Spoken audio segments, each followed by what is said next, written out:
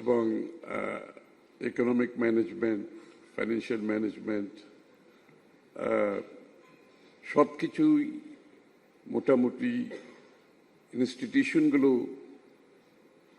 Almost কাজ না করার পর্যায়ে চলে গেছে, মানে অলমোস্ট ডিসফাংশনাল ইনস্টিটিউশনগুলো। এবং যেই কারণে ওয়াচডগ বডি বলেন, রেগুলেটর বলেন, মনিটরিং সিস্টেম বলেন, যে বিষয়গুলো কাজ করে নেয় বাংলাদেশে আনফর্চুনেটলি। এবং কাজ না করার পেছনে যে রিজনগুলো, এগুলো বলার দরকার না, সেটা আপনারা সবাই জানেন, আমি সেদিকে যাচ্ছি না। But we are at a cross road now. আমরা যে জায়গায় আসছি এবং এখান থেকে আমরা সামনের দিকে কোথায় যাব, all depends on how institutions function. প্রত্যেকটি ইনস্টিটিউশনস, এফআরসি বলেন, আইসিএবি বলেন, আইসিএমএবি বলেন, and all other bodies that is related to reporting, auditing, reflecting the picture of a balance sheet of a company is so very important. এটা বলার অপেক্ষা রাখে না। তো সুতরাং এই যে ইকোসিস্টেম যেটার কথা বলা হচ্ছে, ফাইন্যান্সিয়াল রিপোর্টিং, অডিটিং, যে ইকোসিস্টেমটা এটা অলমোস্ট ভেঙে গেছে, এটা আমাদেরকে স্বীকার করতে হবে। এবং আমি জানি না এফআরসি নাকি 2015-তে এস্টাবলিশড হয়েছে, আমি জাস্ট জিজ্ঞেস করলাম কবে এস্টাবলিশড হয়েছে। 2015-তে, এখন হচ্ছে 2026। সো আমরা 11 বছর পার হয়ে আসছি। আমি জানি না এফআরসির রোল বিগত দিনে কি ছিল। আই এম সারপ্রাইজ যে বাংলাদেশে যেই ধরনের ফাইন্যান্সিয়াল ইনডিসিপ্লিন হয়েছে, নট জাস্ট ব্যাংকিং সেক্টর, সব জায়গাতে, আপনি ক্যাপিটাল মার্কেট থেকে শুরু করে যেখানে যাবেন, এই যে ফাইন্যান্সিয়াল ইনডিসিপ্লিনের কারণে আমাদের যে ব্যাংকগুলো থেকে এতগুলো টাকা বের করে নিয়ে যাওয়া হয়েছে, কোম্পানিগুলো ফলস রিপ্রেজেন্টেশনের মাধ্যমে তারা স্টক মার্কেটে লিস্টেড হয়েছে।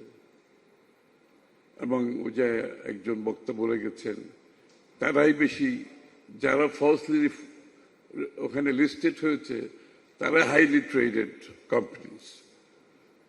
এবং যখন এই ধরনের একটা চিত্র সামনে আসে, তখন কিন্তু ফান্ডামেন্টাল যেসব কোম্পানির ভালো, যারা ভালো শেয়ার অফার করতে পারে, তারা কিন্তু আসার, এরকম একটা মার্কেটে আসার কোনো সুযোগ নাই। They don't want to compete. একটা আনইভেন কম্পিটিশনের মধ্যে কেউ যেতে চায় না, সবাই একটা ফেয়ার কম্পিটিশনে যেতে চায়। তার অ্যাসেটটা নিয়ে যখন সে একটা বাজারে যাবে, he likes to see the price discovery is very important, asset valuation is important. সে যখন দেখছে যে ইটস অল অ্যাবসেন্ট এখানে, তো সেখানে তো যাওয়ার কোনো কারণ নেই। তো সুতরাং এই যে বিশাল একটা ক্যাপিটাল ডেফিসিট হয়ে গেছে, আপনারা সবাই জানেন, আপনারা যারা অডিটর, অ্যাকাউন্টেন্ট, আমার চেয়ে আপনারা অনেক বেশি জানেন। There is serious capital deficit in private sector. I hope you agree with me. Serious capital deficit. অনেকে বলছে না, কিন্তু আমি জানি অনেক successful company is going through serious capital deficit. ব্যাংকগুলো সিরিয়াস ক্যাপিটাল ডেফিসিটে ভুগতেছে, অনেকগুলো ব্যাংক। এগুলোর কারণ এনপিএল থেকে শুরু করে, মানি লন্ডারিং থেকে শুরু করে, মিসরিপ্রেজেন্টেশনের মাধ্যমে টাকা বের করে, এবং বোর্ডের member in collision with the management, তারাই টাকা নিয়ে গেছে। In the name of bank ownership তারা টাকা নিয়ে গেছে। মানে ব্যাংক ওনারশিপ বলে কিছু আছে আমার জানা নেই। ব্যাংকে শেয়ার হোল্ডিং থাকতে পারে, nobody owns the bank. Bank own করে শেয়ার হোল্ডাররা, ব্যাংকের টাকা রাখে ডেপোজিটাররা। সো সামবডি ক্লেইমস দ্যাট আমি এই ব্যাংকের মালিক, এই কনসেপ্টটাই আমার কাছে অ্যাকসেপ্টেবল না। দ্য ফ্যাক্ট দ্যাট তারা বসে বসে গড়ে বসে লোন স্যাংশন করে, এটাও আমি পার্সোনালি আমি মনে করি দিস ইজ নট রাইট। এগুলো আমাদেরকে চিন্তা করতে হবে ভবিষ্যতে, কারণ it's a conflict of interest clearly. আমরা যারা বসি কোনো জায়গায়, আমি যদি এখানে আমার সাথে কোনো কিছুর কনফ্লিক্ট অফ ইন্টারেস্ট থাকে, আমি তো ওখানে বসতে পারি না, আমি তো সিদ্ধান্ত দিতে পারি না। তো সুতরাং রেসপন্সিবিলিটি লাইস, সব জায়গাতে রেসপন্সিবিলিটি এখানে আছে। এই জন্য আমরা বলছি you are a cross road. আমরা একটা ইকোনমিক সিস্টেমের দিকে যেতে চাই বর্তমান সরকার, যেখানে টোটাল ট্রান্সপারেন্সি থাকবে, অ্যাকাউন্টেবিলিটি থাকবে, এবং সবাই যার যার অবস্থান থেকে দে উইল অপারেট প্রফেশনালি। আমরা এক্সপেক্ট করি প্রত্যেকটা accountant, ICAB, ICMAB member, CFOs, they'll have to be able to self-regulate. I mean, these are the bodies responsible to present a fair picture of a company. এবং এইটা যদি আপনারা যদি নিজেরা self regulate না করেন, FRC is fine, FRC oversight, FRC regulatory সব ঠিক আছে, কিন্তু it has to start from you, যে আপনারা নিজেদেরকে সেলফ রেগুলেট করতে হবে। আপনাদের যে দুইটা বডি আইসিএবি, আইসিএমএবি আছে, এই যে দুইটা বডি আছে, এই দুইটা বডির কাজটা কি? Just to have annual general meeting, have a dinner annually. I mean, I'm sorry to say this. এই দুইটা বডির একটা রেসপন্সিবিলিটি আছে টু রেগুলেট ইউর মেম্বারশিপ। কারা কিভাবে পারফর্ম করছে, এটা তো আপনাদের দায়িত্বে থাকতে হবে। আমি একটা এক্সাম্পল দিই, এখানে বিজেএমই এর সভাপতি আছে। আমি যখন কমার্স মিনিস্টার ছিলাম, তখন বিজেএমই এর একটা কমপ্লেন ছিল, তারা এক্সপোর্ট প্রমোশন ব্যুরো থেকে ইউডি সার্টিফিকেট নিতে হবে। ইউডি সার্টিফিকেট মানে ইউটিলাইজেশন সার্টিফিকেট, কাপড় কত আনছে, কত এক্সপোর্ট করছে, হিসাব করে একটা সার্টিফিকেট দিলে তখন তারা এক্সপোর্ট করতে পারত। তো তখন তারা আমাকে এসে বললো যে আমরা তো খুব হ্যারাস্ট হচ্ছি, এক্সপোর্ট প্রমোশন ব্যুরোর লোকজন করাপশন, আমাদেরকে হ্যারাসমেন্ট, আমাদের শিপমেন্ট মিস করতেছি, সার্টিফিকেট দেয় না টাইমলি। তখন আমি বললাম ঠিক আছে, okay, what is the answer to it? আমি যদি এই এক্সপোর্ট প্রমোশন ব্যুরো থেকে একটু বের করে আপনাদের অ্যাসোসিয়েশনকে এটা দেই, এই দায়িত্বটাকে আপনারা পালন করতে পারবেন? Can you self regulate? Then you give the certificate. If you take the responsibility, if you can self regulate, if you are ready to do this, I'll take it out of export promotion board and give it to you.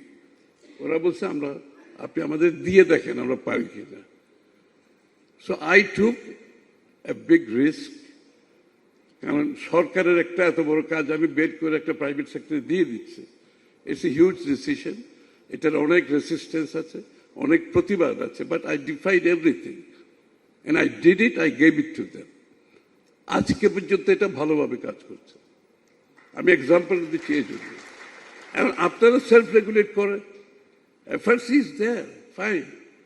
আপনারা নিজেরা self regulate নিজেরা individually করেন, আপনার body করেন। আপনারা self regulate করলে এফআরসির role তো হচ্ছে জাস্ট ওভারসাইট। আপনাকে তো এফআরসি ডে টু ডে গিয়ে বলতে পারবে না যে আপনি এখানে অ্যাসেট ভ্যালুয়েশন রং করেছেন, এখানে মিসরিপ্রেজেন্টেশন করেছেন। এটা তো ইট ইজ কোনো বডি, কোনো রেগুলেটরি বডির পক্ষে এগুলো সম্ভব না। একটা ওভারসাইট হচ্ছে সব, যেখানে প্রত্যেক স্টেক হোল্ডার যার যার রোলটা প্লে করতে হয় এখানে। আমি আপনাদের কাছে রিকোয়েস্ট করছি, আমরা ইকোনমিটাকে যে জায়গায় নিয়ে যাওয়ার চেষ্টা করছি, in a transparent manner, in accountable manner, সবার পক্ষ থেকে we are getting so much interest. আমি বলছি আপনারা যারা এই প্রফেশনে আছে, আপনাদের জন্য সুখবর এটা, we are getting so much interest from all over the world, all over the world. Fund ম্যানেজাররা বিগ ওয়েতে আসতেছে বাংলাদেশে। JP Morgan is coming. Other big investment companies are willing to come. But are you ready? আমরা কি সে পরিবেশ সৃষ্টি করতে পারতেছি? So accounting is a major issue here. আপনাদের রিপোর্টিং, আপনাদের অডিট রিপোর্ট, আপনার পিকচার অফ দ্য কোম্পানি, যারা এখানে ইনভেস্ট করতে চাচ্ছে তাদের এটার উপর তো একটা ফেথ থাকতে হবে, একটা ট্রাস্ট থাকতে হবে, আস্থা থাকতে হবে। সুতরাং আমি জাস্ট আপনাদেরকে অনুরোধ করতেছি, for your own profession, believe me, if the economy grows in the real sense, ওই প্যাট্রোনাইজড ইকোনমির কথা আমি বলছি না, আমি বলছি ইকোনমি, দ্য মার্কেটের কথা বলছি আমি।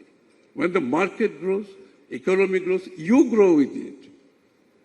All of you grow with it. All of us grow with it. So it is our responsibility. আমরা সবাই মিলে আমরা একটা ফেয়ার গ্লোবাল বেস্ট প্র্যাকটিসেসের ভিত্তিতে যদি করতে পারি, দেশের বর্তমান যে ইকোনমিক প্রোগ্রাম আমরা হাতে নিয়েছি, ইনক্লুডিং ক্যাপিটাল মার্কেট রিফর্ম, আমি আপনাদের অবগতির জন্য জানাতে চাচ্ছি, we are going to have very serious deregulation in the capital market, in the financial market, in the NBR,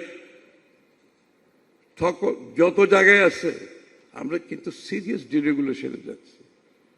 but এটা তো আপনাদের সহযোগিতা লাগবে। ডিরেগুলেশন গেলাম, আপনার রিপোর্টিং ইজ রং, তা কোনো লাভ তো হবে না।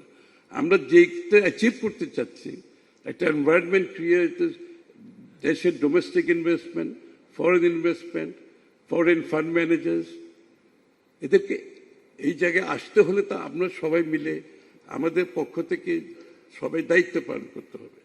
The first thing they look at a company before they invest is the balance sheet, the reporting, audit report.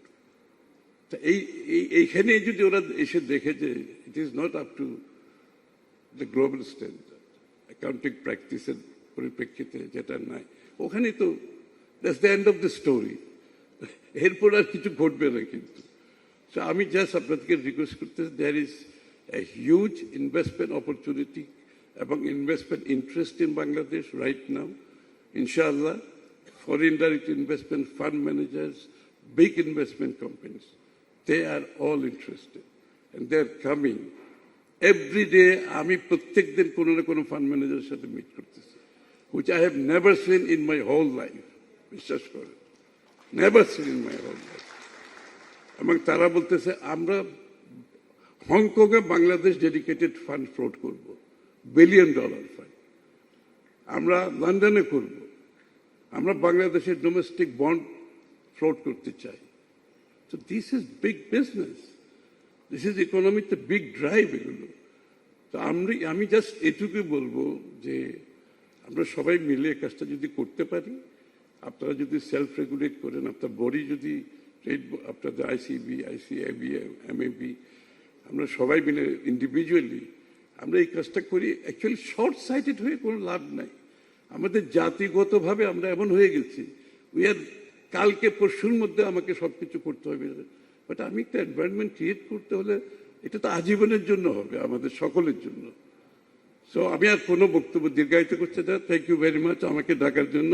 The fact that আজকে আইসিএবি, আইসিএমএবি, এফআরসি এক জায়গায় বসছেন, you are talking to each other, this is a good start.